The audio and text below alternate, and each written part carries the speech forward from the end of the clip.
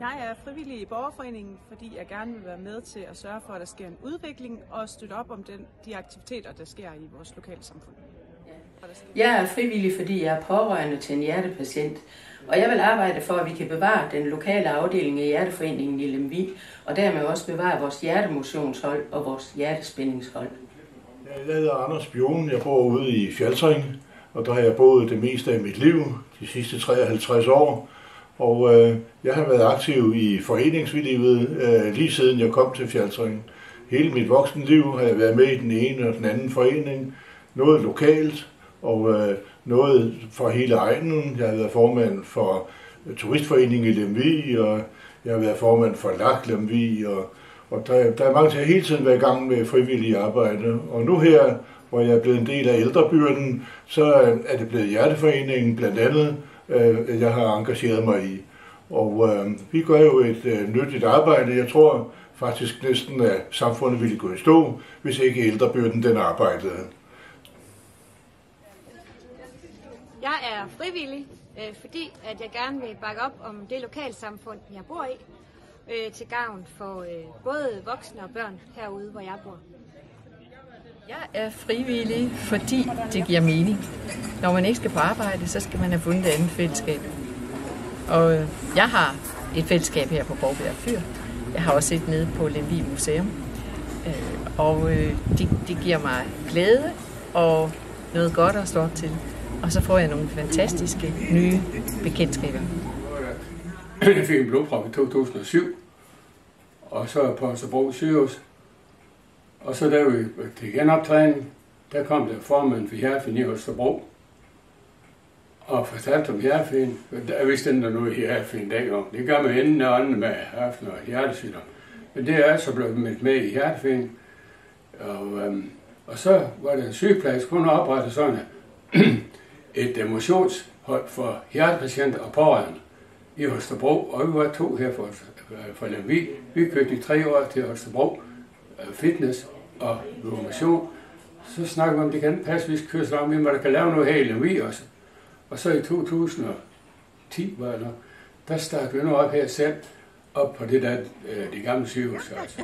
Jeg er frivillig, fordi jeg gerne vil gøre en forskel for de udlændinge, der bor her i Danmark, og hjælpe dem til at blive bedre til dansk. Hvorfor er jeg frivillig? Det er faktisk, fordi jeg ikke kan lade være. I hele mit voksenliv har jeg været med i frivillig arbejde. Jeg synes, det giver så meget livskvalitet. Og hvorfor gør det det? Jeg er frivillig, fordi jeg gerne vil gøre en forskel for andre. Og her i Kræftens Bekæmpelse får jeg så meget feedback fra vores kræftramte pårørende og efterladte på de mange aktiviteter, vi har. Det giver mig energi og gejst til at yde en masse i mit frivillige arbejde. Jeg er frivillig, fordi der skal være nogle gode tilbud til børn i vores lille lokalområde. Jeg er frivillig, fordi jeg synes, det giver mening at gøre noget for andre. Jeg er frivillig her på Borgbjerg Fyr, hvor jeg står mest ved kassen og snakker en masse tysk med de tyske kunder. Jeg er her, fordi det er sjovt at være med de andre frivillige, og fordi det er et sted, man får voksenkontakt. Hvis jeg bare sidder hjemme, så har man jo ikke rigtig kontakt med nogen. Og det er så rart at se alle de glade gæster, der kommer og roser vores kage og kaffe og det hele.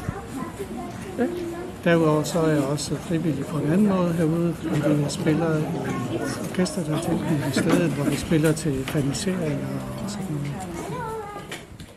Som frivillig i Hjerteforeningen, der arbejder jeg med at lære flere folk hjerte-lungeredning og bruge en hjertestarter, sådan at flere kan træde til, hvis folk får hjertestop. Hver slag tæller.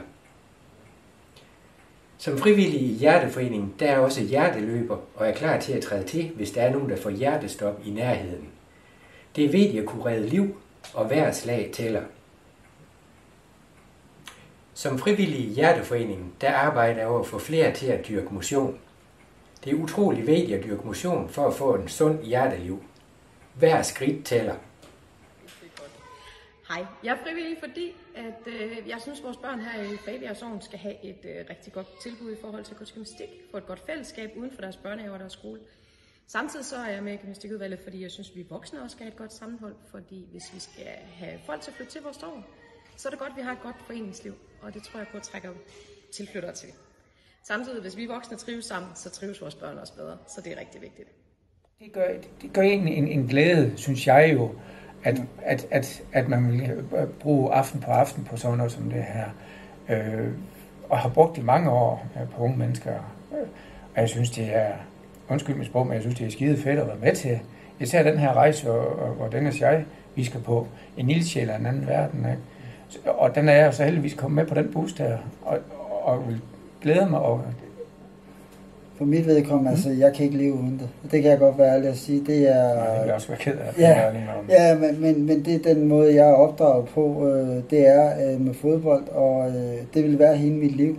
Og kan jeg hjælpe, gøre nogen bedre? Kan jeg gøre nogen gladere?